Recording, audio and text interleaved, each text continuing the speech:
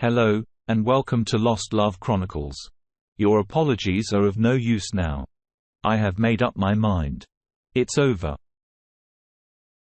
Today, we have a story of a cheating wife who gets caught and is now looking for her way back to her husband.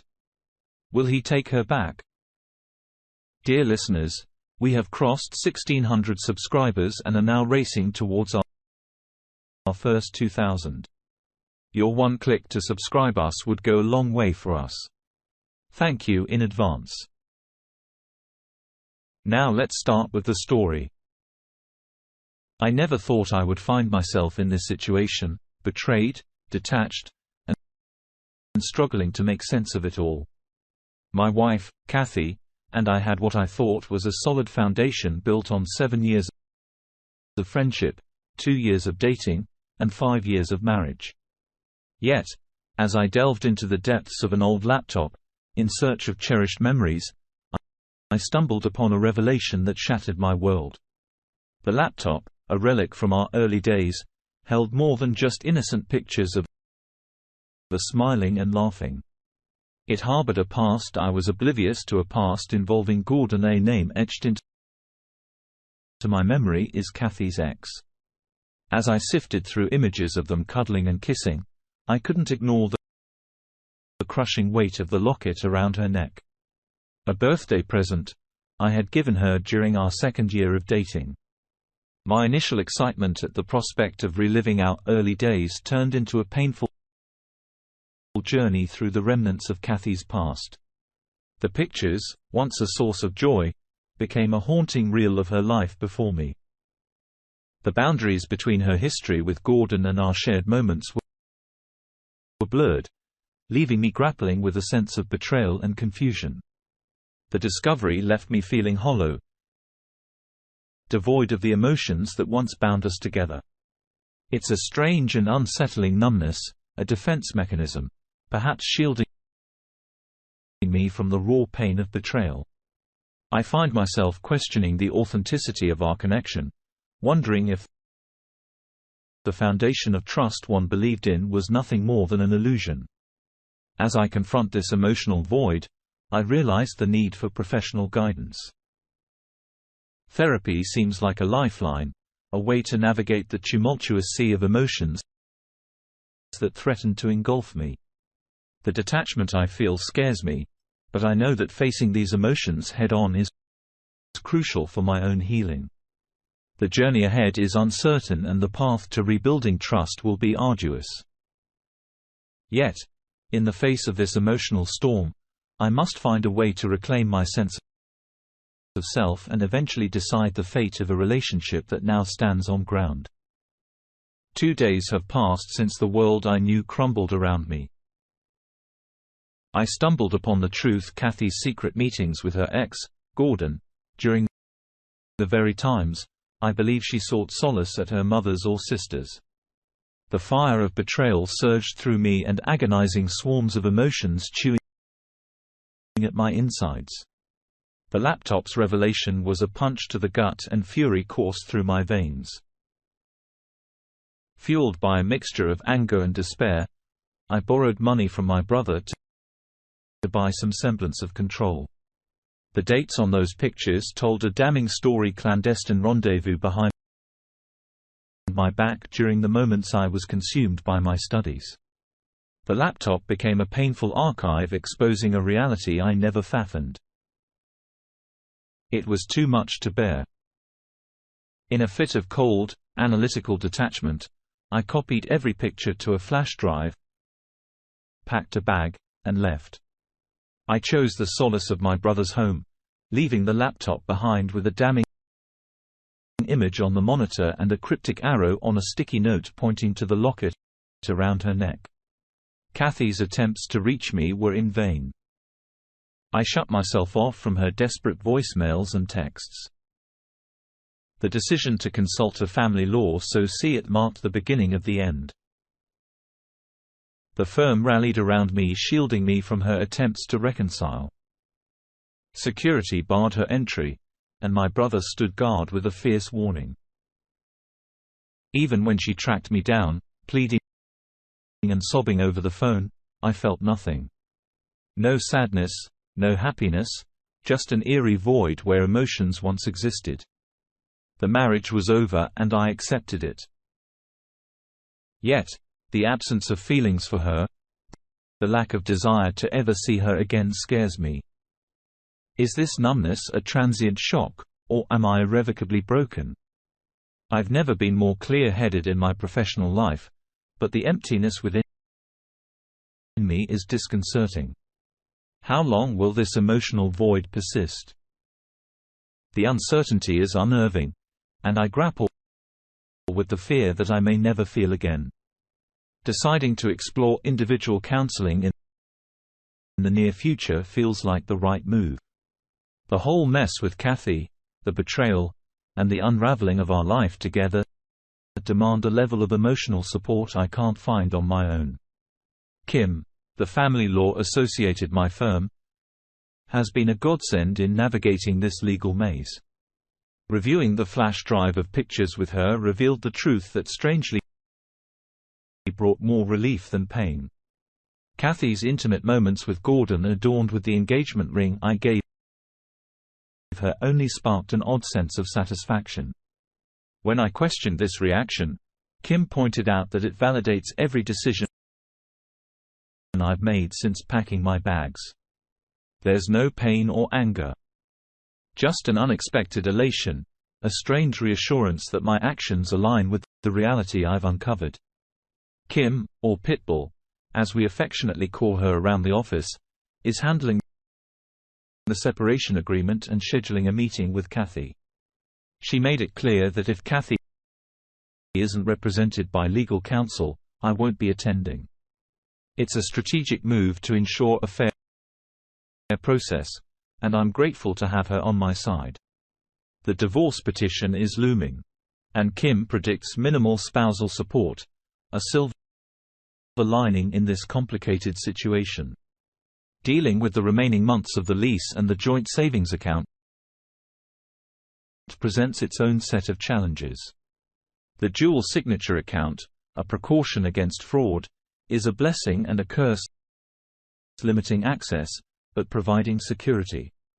My sister-in-law's visit to our apartment, supposedly when Kathy was at her part-time job, turned into an unexpected listening session. Hearing Kathy out for a couple of hours brought a mix of emotions, but I'm determined to maintain boundaries and prioritize my own well-being. It's a strange feeling. Witnessing Kathy, we have a web of easily debunked lies while my sister-in-law packed up my belongings. Kathy's attempt to deflect responsibility by blaming some mysterious guy in my sister-in-law's background felt like a desperate grasp at excuses. According to her, this guy, Gordon, was a Jedi, and she was just weak-minded. It's a peculiar way to rationalize infidelity. Interestingly, my sister-in-law did answer Kathy's question about having a guy in her background who gets inside her head and can't be resisted. She married him. The support and connection I find with my brother's family had been a lifeline, preventing me from sinking into isolation. Spending time with my nephews, even if they're crushing me in video games, has become a source of joy amid the chaos. Surprisingly, work has become a refuge of sorts. The partner overseeing my department took a moment to commend me for not letting this personal ordeal negatively impact my professional life. It's a small victory, a reassurance that I can compartmentalize and focus on what needs to be.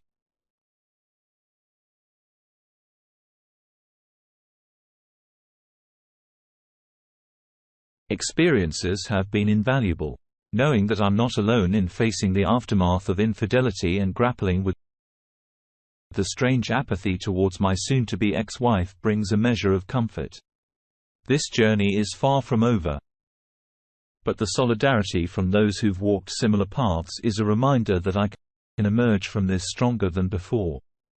Meeting with Kathy and her lawyer, Mike, at another firm, turned out to be an area experience with masks of during our faces due to the ongoing pandemic. Seeing Kathy for the first time, since she left for her sister's/mother's house, was a stark revelation. She looked like a shell of the person I once knew. Bloodshot eyes, dark bags underneath, hives on her neck, and street makeup from tears. Strangely, though, looking at her elicited no emotional response from me at that moment. As soon as Kathy saw me, she launched into a torrent of apologies, declarations of love, and claims that everything was a mistake. The standard post-betrayal script. She tried to hug me. But Kim, my pit viper of a family law associate, inserted herself between us, reminding Mike that Kathy was not to speak directly to me or Kim. Kim instructed me to remain silent or a blank expression, and surprisingly, it wasn't as difficult as I thought it would be. The initial anger I anticipated didn't resurface. I remained numb, almost in a daze. Mike brought up the topic of reconciliation, but Kim promptly shut it down, emphasizing that we were there to review the separation agreement, nothing more. Kathy, undeterred, yelled about our 5-year marriage, pleading for another chance. Kim reminded Mike of the communication protocol.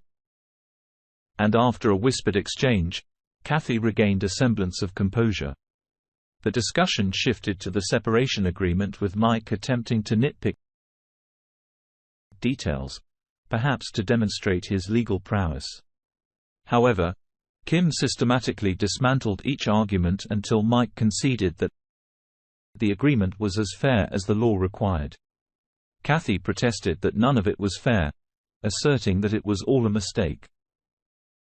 Kim then brought out the big guns, black and white printouts of pictures from the flash drive, vividly capturing Kathy with Gordon.